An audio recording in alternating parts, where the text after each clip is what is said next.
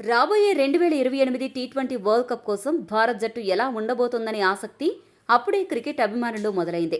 ఇటీవలే ముగిసిన 2026 T20 world కప్లో అద్భుత విజయంతో డిపెండింగ్ ఛాంపియన్గా బరిలోకి దిగనున్న టీమిండియాలో 2 ఏళ్ల తర్వాత ఎన్నో కీలక మార్పులు చోటు చేసుకునే అవకాశం ఉంది. 2028 టోర్నమెంట్ ఆస్ట్రేలియా, న్యూజిలాండ్ వేదికలుగా జరగనుంది కాబట్టి అక్కడి పరిస్థితులను బట్టి జట్టును ఎంపిక చేయాల్సి ఉంటుంది.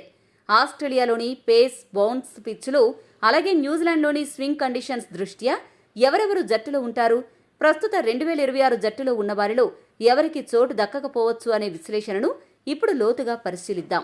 కెప్టెన్ సూర్యకుమార్ యాదవ్ పరిస్థితి రాబోయే రోజుల్లో అత్యంత కీలకం కానుంది. 2028 సమయానికి అతడి వయసు 37కి చేరుకుంటుంది. ప్రస్తుతం సూర్య వ్యక్తిగత ఫామ్ అంత గొప్పగా లేకపోయినా అతడి కెప్టెన్సీలో వరుసగా ఇండియా గెలుస్తోంది అనే ఉద్దేశంతో అతన్ని కొనసాగిస్తున్నారు. అయితే ఒకవేళ సూర్య బ్యాటర్గా విఫలమై కెప్టెన్సీ పరంగా కూడా విఫలమైతే మాత్రం 2028 నాటికి సూర్య స్థానం ప్రమాదంలో పడుతుంది. అటువంటి పరిస్థితుల్లో సూర్య స్థానంలో శ్రేయస్ అయ్యర్, గిల్, సంజు శాంసన్ ఈ ముగ్గురిలో ఒకరు టీ20 జట్టు కెప్టెన్గా పగ్గాలు స్వీకరిస్తారు. ఓపెనర్ల విషయానికి వస్తే అభిషేక్ శర్మ మరియు సంజు శాంసన్లు 2028 నాటికి కూడా ఓపెనర్లుగా కొనసాగే అవకాశాలు పుష్కలంగా ఉన్నాయి. కానీ అభిషేక్ శర్మ ఈ వరల్డ్ కప్లో అంత గొప్పగా రాణించలేదు. ఒకవేళ అభిషేక్ శర్మ గనుక రాబోయే రోజుల్లో పుంజుకోకుండా ఇలానే తడబడుతూ ఉంటే మాత్రం సెలెక్టర్లు జైస్వాల్, వైభవ్ సూర్యవంశీ వైపు మొగ్గు చూపే అవకాశం ఉంది. ప్రస్తుతానికైతే అభిషేక్, సంజులే 2028లో కూడా ఓపెనర్లుగా బరిలోకి దిగే అవకాశం ఉంది. ఇక వన్ డౌన్ బ్యాటర్గా ఇషాన్ కిషన్ వ్యవహరిస్తాడు. అతడు బ్యాకప్ కీపర్గా కూడా వ్యవహరించగలడు కాబట్టి అతడు కూడా జట్టులో కొనసాగుతాడు. తెలుగు ఆటగాడు తిలక్ వర్మ గురించి ప్రత్యేకంగా చెప్పుకోవాలి.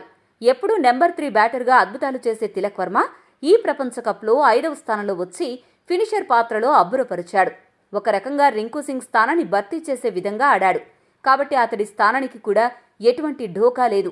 ఇక హార్దిక్ పాండ్యా ఆల్రౌండర్ క్యాపబిలిటీస్ గురించి ప్రత్యేకంగా చెప్పనవసరం లేదు.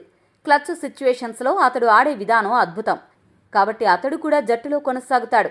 ఇక మరొక ఆల్రౌండర్ శివన్ దుబే విషయానికొస్తే డెత్ ఓవర్స్లో అతడు ఆడుతున్న తీరు అమోఘం. కాకపోతే అతడు తన బౌలింగ్ను మాత్రం కాస్త మెరుగుపరుచుకోవాలి. ఇక ఫినిషర్ రింకు సింగ్ ప్రస్తుతం అంత గొప్ప ఫామ్లో లేడు.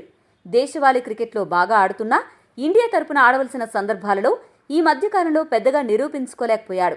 ఒకవేళ అతడు గనక పుంజుకోలేకపోతే అప్పుడు అతడి స్థానంలో శశాంక్ సింగ్ లేదా అశుతోష్ శర్మలకు అవకాశం దక్కుతుంది.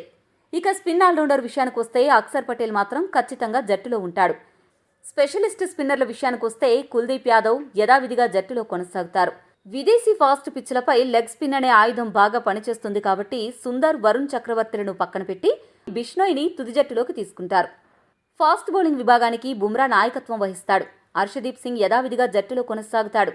3వ ఫాస్ట్ బౌలర్గా సిరాజ్ స్థానం కూడా కన్ఫర్మ్ అని చెప్పొచ్చు. 4వ బౌలర్గా బౌలింగ్ ఆల్రౌండర్ హర్షిత్ రాణా స్క్వాడ్లోకి వచ్చే అవకాశం పుష్కలంగా కనిపిస్తుంది. ఈ నలుగురు టీమిండియా ఫాస్ట్ బౌలింగ్ విభాగాన్ని మోయనున్నారు. ప్రస్తుతానికైతే టీమిండియా స్క్వాడ్ ఇలా ఉండే అవకాశమే ఎక్కువగా ఉంది.